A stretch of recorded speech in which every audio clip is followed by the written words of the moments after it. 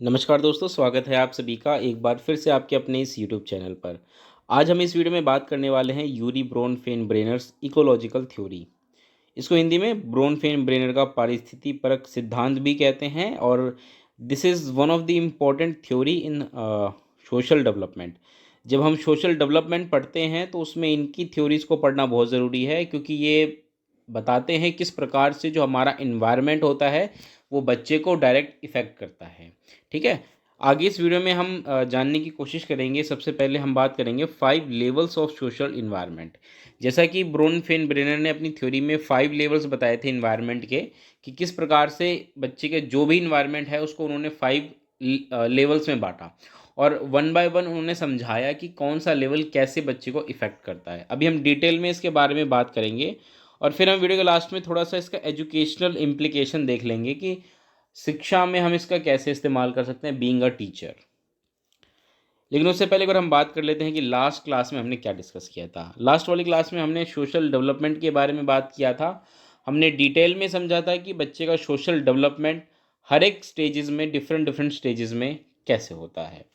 और उसके बाद हम जो आज पढ़ने जा रहे हैं theory, this is also related with the social development of a child. चलिए, आप यहाँ पर देख सकते हैं स्क्रीन पर, यहाँ पे जो ये आपको डायग्राम दिख रहा है, ये ब्रोनफेन-ब्रेनर की जो इकोलॉजिकल थ्योरी है उसको डायग्राम के थ्रू समझाने की कोशिश की गई है। इस पिक्चर को अगर हम ध्यान से समझें तो यहाँ पे आप पाएंगे कि जो ये चाइल्ड है ये सेंटर में है। आप देखिए, ये जो चाइल्ड आपको दिख रहा है ये सेंटर में है। ठीक है। ब्रोनफेन-ब्रेनर ने जो थ्योरी बताई थी उसमें उन्होंने बच्चे को बिल्कुल सेंटर में रखा और उस बाकी इन्वायरमेंट उसके सराउंडिंग्स में थे। उसके बाद उन्होंने जो नेक्स्ट लेवल बताया बच्चे के इन्वायरमेंट का उसको उन्होंने माइक्रो सिस्टम कहा और उसमें इन्होंने उन्हीं चीज़ों को इंक्लूड किया जो बच्चे के इमीडिएट इन्वायरमेंट थे, बच्चे को डायरेक्ट इफेक्ट करते थे।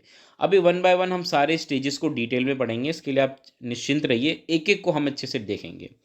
नेक्स्ट जो था वो था मेसो सिस्टम।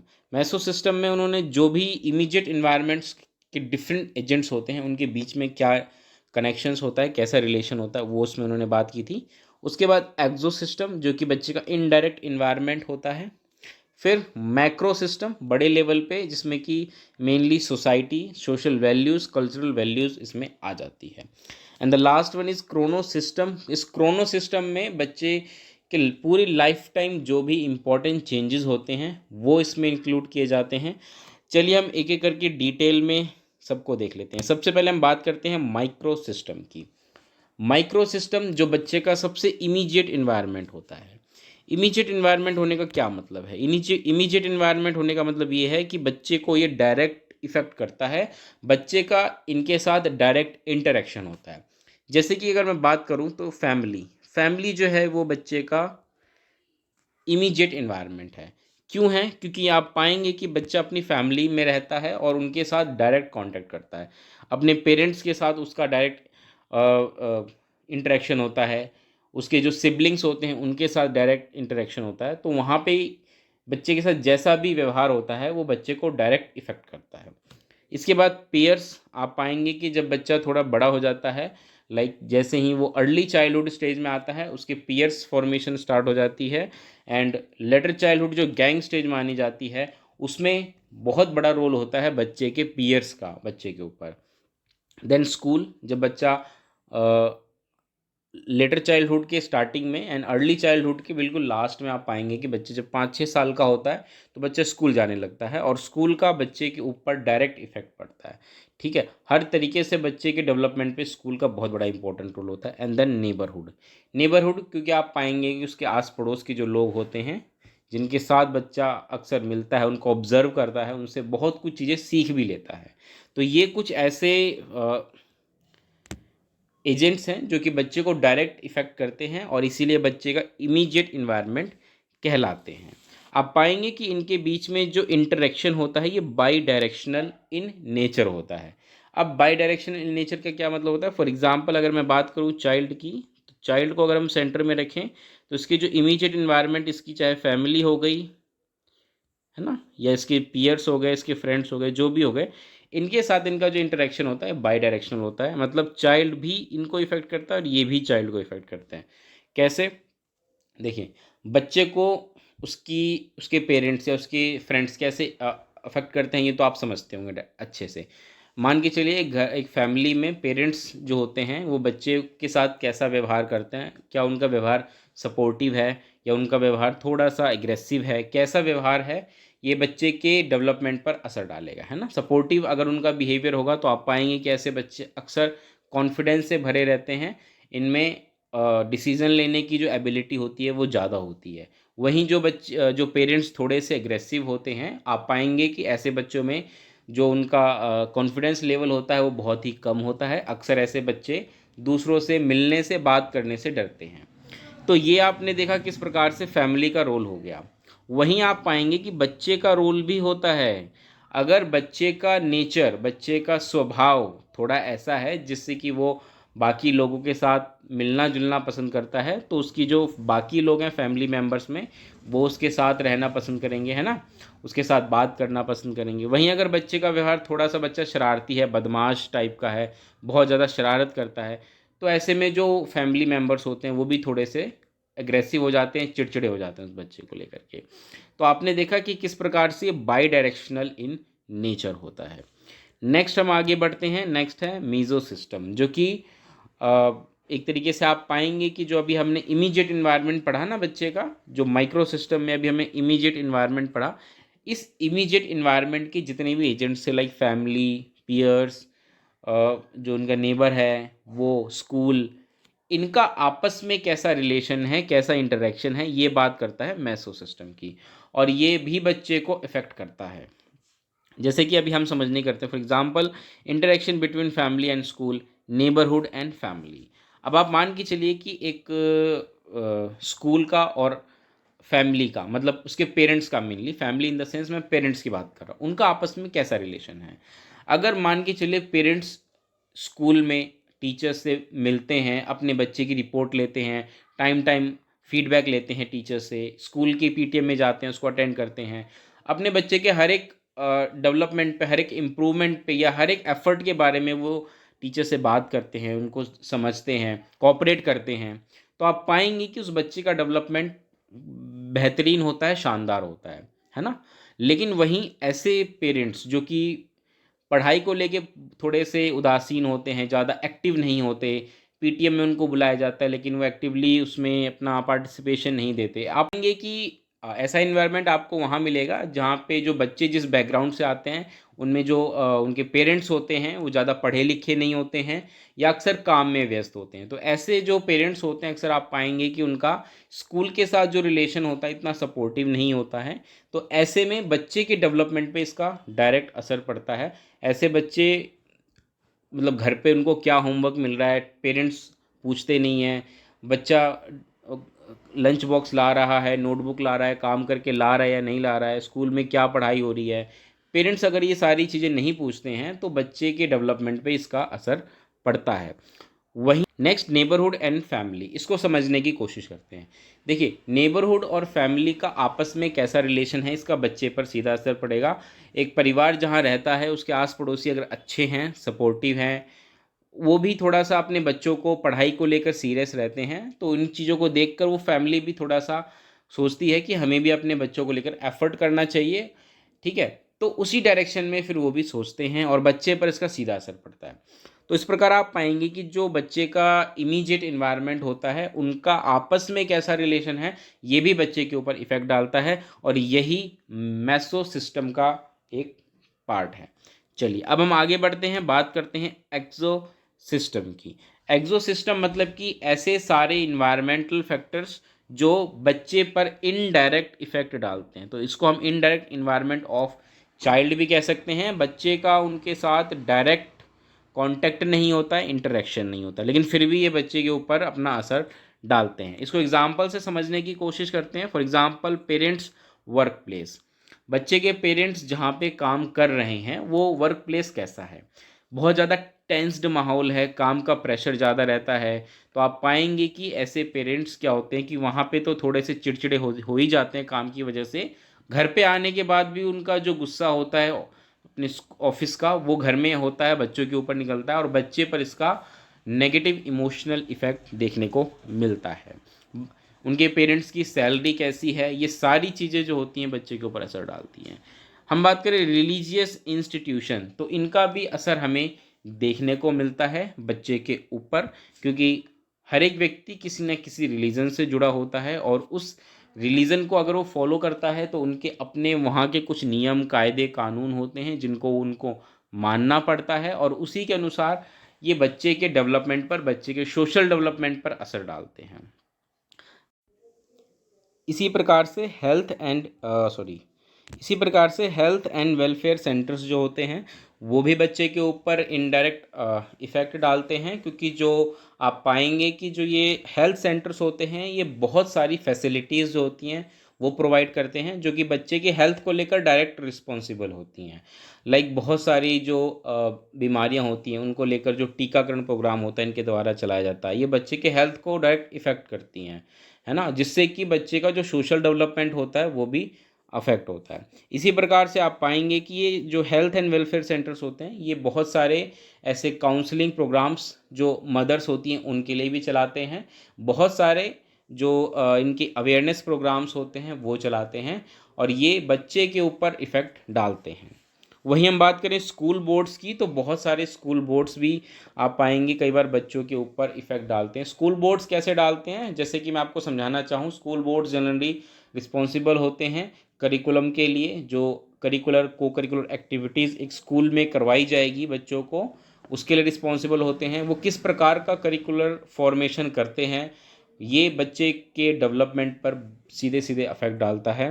तो इस प्रकार आप पाएंगे सोशल बोर्ड स्कूल बोर्ड जो होते हैं वो भी रिस्पॉन्सिबल होते हैं।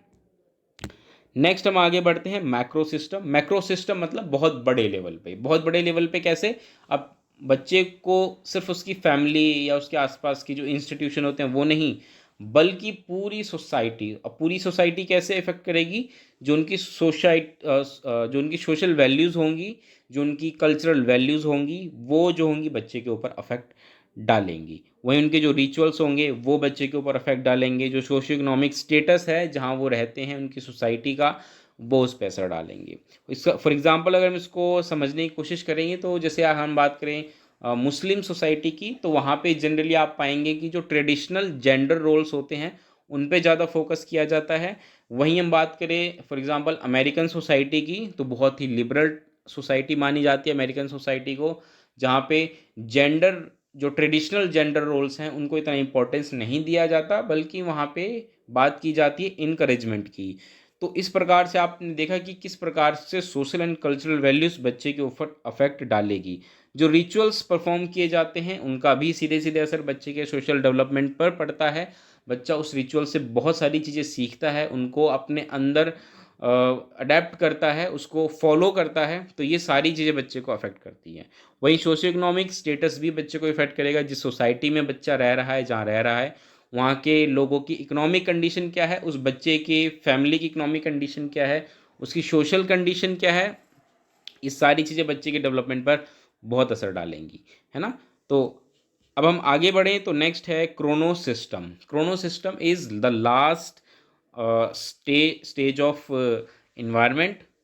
इसमें क्या है, इसमें ब्रोनफेन ब्रेनर ने कहा था कि जो चेंजेस होते हैं थ्रू आउट लाइफ टाइम वो इम्पोर्टेंट होते हैं, वो बच्चे को सीधा सीधा अफेक्ट करते हैं। यानी कि इसमें बच्चे का जो इन्वायरमेंटल यहाँ पे है वो क्या है, वो टाइम है। टाइम को उन्होंने एज अ इन्वायरमेंट माना है, और ये भी टाइम कब से, मतलब बर्थ से लेकर के डेथ तक पूरी लाइफ टाइम जो भी बच्चा एक्सपीरियंस करता है वो सारी चीज़ें इसमें आ सकती हैं। अब आप पाएंगे कि लाइफ टाइम तो बच्चा बहुत सारी चीज़ें एक्सपीरियंस करेगा, वो पॉजिटिव भी होगा, नेगेटिव होगा। कुछ कैटास्ट्रॉफिक इवेंट्स हो सकता है उसकी लाइफ में आई हो जिसकी वजह से उसकी लाइफ मतलब पूरी तरीके से बदल गई हो। ये किसी तरह का भी हादसा हो सकता है उसके साथ, पॉजिटिव भी हो सकता है, नेगेटिव भी हो सकता है। ये सारी चीज़ें बच्चे के इमोशनल डेवलपमेंट, उसके साइकोलॉजिकल उस पर इम्पैक्ट डालती हैं, ठीक है, और इसकी वजह से उसके सोशल डेवलपमेंट को भी असर करती हैं।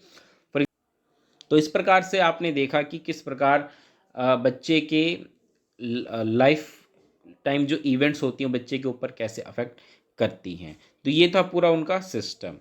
आइए एक बार थोड़ा सा रिवीजन कर लेते हैं, और जो भी स्टेजेस ऑफ हमने पढ़े इन्वायरमेंट वो सारे डिस्कस करते हैं। सबसे पहले इंडिविजुअल, मतलब यहाँ पे चाइल्ड की बात हो रही है। ये बच्चे का माइक्रो सिस्टम है जिसमें उसके जो immediate environment like school, friends, family, neighbours आ जाते हैं।